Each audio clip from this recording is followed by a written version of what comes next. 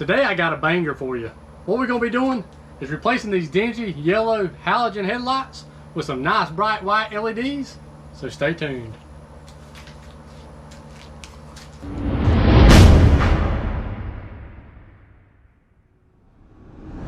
Now I've been wanting to do this upgrade for a while, just hadn't got around to it yet, but I wanted to do it for three main reasons.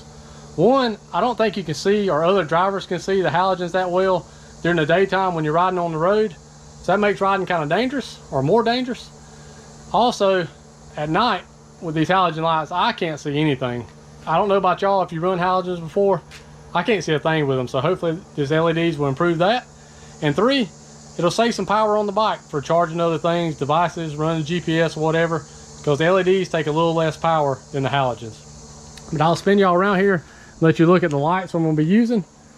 I got all these off Amazon. I will drop links in the description for each of these. We pay for this for our own money, so I'll be the guinea pig and try them out for you. But these are Lasfit H7s for the low beam. These are Reno or Mad Reno Roadmaster H9s for the high beam. And you also got a park light on the V-strom, which is a T10. Got a whole pack of these. On the V-strom, all of them are pretty easy to do to change, except for the low beam. On the low beam, you got to take the dash out, which I'll show y'all how to do that. And on the high beam and the park light, you can get them from underneath. But first, I'm going to show you a shot of the stock halogen low beam. You can see that on camera. It's kind of yellow. There's that shot. Let's try to flip on the high beam. Give you that shot. You can't barely see the park light. Let me cut that high beam back off. See the park light down there. So we're going to be changing all of them. I'll also give y'all some shots of what it looks like with the halogens at night, which I already filmed, and I'll give you a shot of what the LEDs look like on camera after we change them. So let me get everything set up and we'll get to taking this low beam out. I'll show y'all how to do that process. All right, like I said, the low beam is the only aggravating one on this bike. You just got these little push clips right here. Just push that little pin in. Don't push it too hard because you'll push it all the way out. And just use that to pry that up. My hand's gonna block y'all out, but just pry that up. You drop it like that, but you pop that clip out. You got that clip. And you got two 4mm Allens, one on each side, just like that. So let me take all this off and I'll show you how to pull this dash apart. Now it's gonna be hard for me to show y'all this with one hand, but you just got to pull out on that dash like that. Being careful, don't go too crazy with it. And you'll see it start separating back there, just like that. And just pop it out. And you can unplug this wiring harness right here to get it completely out of your way. Should just be some squeeze clips on the back of that. Again, I'm no professional, just play one on YouTube. But I'll pull this off, unclip this, you can pull the whole dash out of your way, and then we should be able to get access to the low beam right down in there. It's actually two wires. You got to unclip that one and that one. I'll show you up here on the actual bike itself. Just got a little, if you can see that, it's just like a little, you just push it in with your finger right on the edge right there and just pop that out. And that was the same, except it's a little pin on the other side. You just got to push it down there and it'll pop out. So now we got access to the low beam, which is right there. Just pull your dust cover off.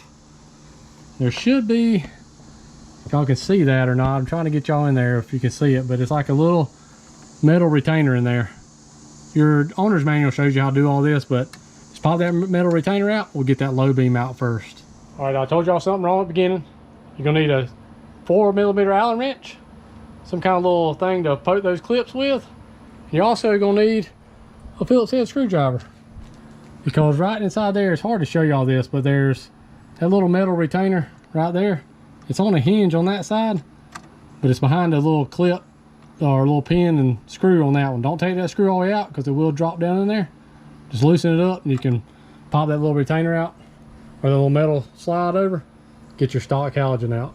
Now I've heard good things about Lasfit. I've seen a lot of people use them in trucks and stuff like that. Not too much on motorcycles, but they get good reviews on Amazon as well, so hopefully they'll work out. But I give you some gloves. I guess you ain't supposed to touch a LED like you are halogen. I really don't know.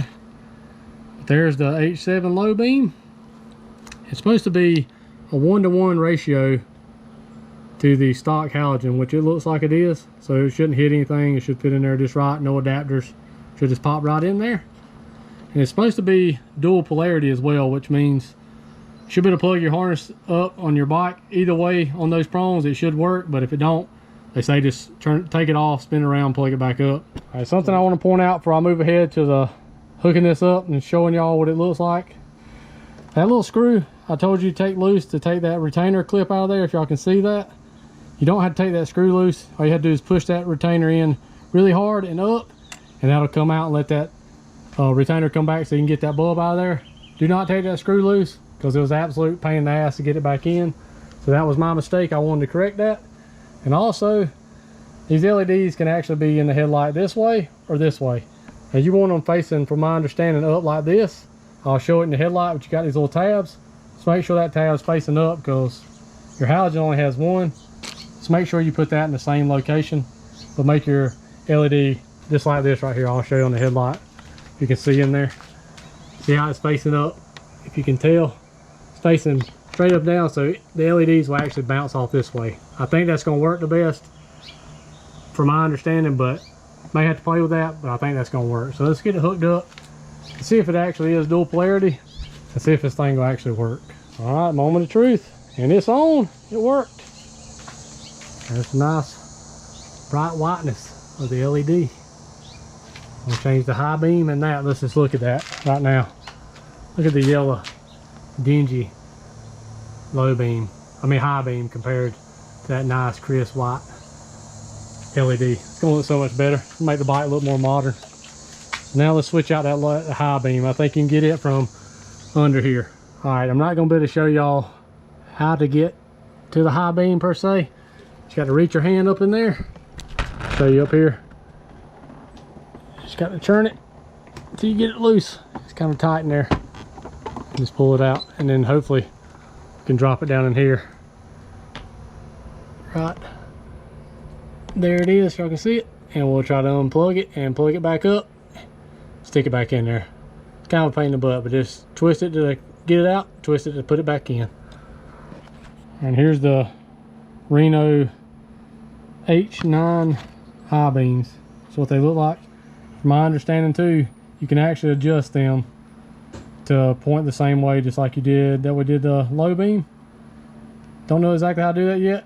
Once I stick it in there and see how it's orientated, then we'll see if we can adjust it if we have to. But it's got to be in the headlight just like that too, so let's give it a shot. Probably have a hard time seeing this, but it did fit. It can be somewhat longer because you got a lot of space in there.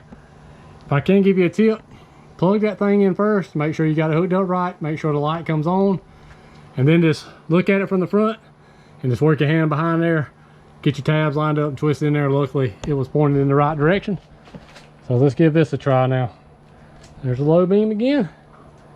High beam, baby. Look at that. That's pretty bright, y'all. I know the camera ain't gonna do it justice, but it's pretty goddamn bright. Now let's get that little yellow part light out of there, that little T10. Get it switched over. All right, your T10 part light is the easiest one. Just got to reach up right there, give it a little twist, pop it out, and that just pulls. I can't do it one-handed, but it just pulls. There it is. Pulls straight out of the socket, just like that. Like I said, I bought these pack of these things. I think it's like 30 in there, for like $6, $7, something like that. Now you can buy different types. Some of them are brighter than others, but it's a part light. I don't even know why it's on there. I just got something basic so it wouldn't overpower the rest of the headlights, and it would just be white like the rest of them. That's all I wanted. So, all right, y'all not gonna be able to see if that little T10's in there. Now, something I will tell you about the ones I bought, they take a little bit more pressure to put it in back into your harness than the stock halogen did. It's probably just a little bit thicker at the base, so you got to do a little bit of pushing and wiggling to get it in there, but it did fit. So let's take a look at that now. See, it's just a little white light now instead of yellow. So there you go with that one. High beam one more time. Look at that, that's clean, boy. Yeah. Now, we're gonna do a comparison with the halogen, low beam, and high beam at night versus the LED low beam, high beam at night. And we'll get to that right now. The cicadas are really loud and the wind's blowing pretty hard, but hopefully y'all can hear me okay. I'm gonna show y'all the stock halogen low beam. There's the high beam, back to low beam, one more time on the high beam. So there's the stock halogens. All right, so now I'm gonna give y'all a shot of the LED low beam. There it is right there. And we'll go to high beam, back to low beam, and one more time to high beam. I don't know how well that camera's gonna pick that up, but it did make a huge difference. The cutoff is a little bit lower on these LEDs. They don't go up quite as high as the halogens did, but I'm okay with that. I don't got to see the sky. I got to see what's ahead of me. So they put a lot of light down on the ground. So I'm pretty happy with that. And one thing I wanted to mention is you can't see it and the bike's off right now, but it says 12.3 right there. When the bike was running before with the halogens, that was at 13.8 most of the time. Now with these LEDs, it stays at about 14.1. So it did save some power. So that's going to be good for keeping the phone charged, running GPS, charging battery packs. So you do got a little bit of extra power because LEDs only take 20 watts of power each. So when you got the high beam and the low beam on, it's only taking 40 watts where one halogen takes 60. So saving a lot of power. I think it made a huge difference. I think that was worth my time. I think I'm gonna be able to see a lot better at night, and I think it's gonna make riding a lot safer during the daylight as well. So I'm pretty happy with it. It's well worth the $40, $50 I spent to do it, and that was for 2 bikes. So I hope that helped y'all out a little bit. As always, we appreciate y'all watching. If you hadn't already, hammer the shit out of that subscribe button and that notification bell so you'll be alerted when new content comes out. We'll see y'all in the next one.